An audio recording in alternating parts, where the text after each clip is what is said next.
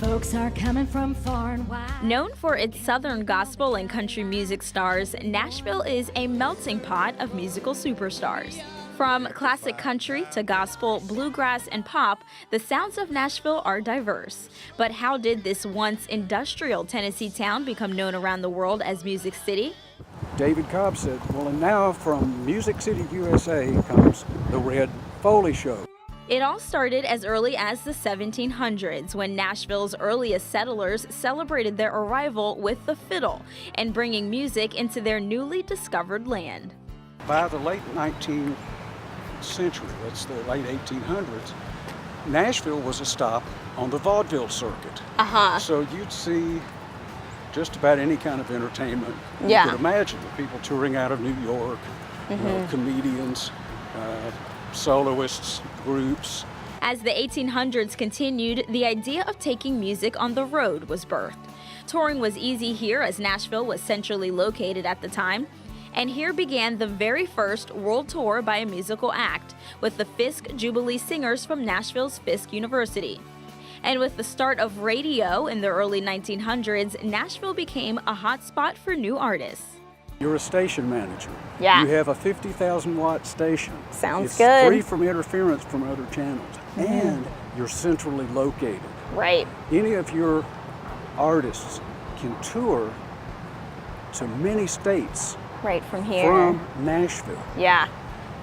It's easy to get top talent. And that they did. And in came one of Nashville's biggest contributions to the music scene in the Grand Ole Opry, America's longest-running live radio show. The Opry, also known as the show that made country music famous, introduced America to artists like Patsy Cline and Hank Williams and created famous Opry moments with performers like Johnny Cash, Dolly Parton, to Garth Brooks, Taylor Swift, and Carrie Underwood. Those were big names that then started to come here in Nashville. How did that then impact the recording industry? Because we know Nashville became a place where people would come here to record music.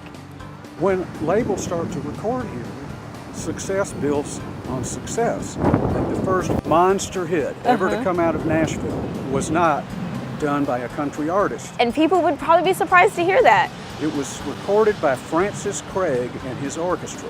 Okay. Red Rose, which was his theme song.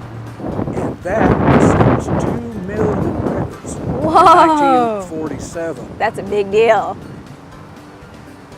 People will record anywhere a hit is made because they figure, if he did it, I can go to Nashville.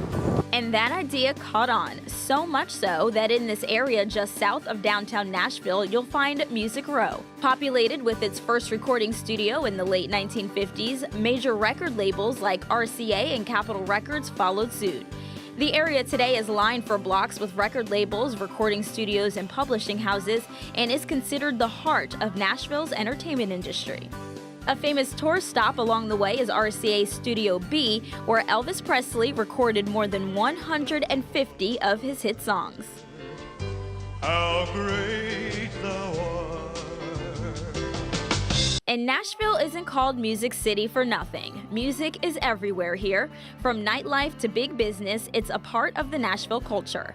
In the heart of the city, no matter where you turn, there's music on just about every corner. You can find just about any kind of music you want in Nashville, from heavy metal to acoustic folk music or to, bluegrass. And in the early 1990s, the Nashville Chamber of Commerce finally made the adoption of the name Music City USA official.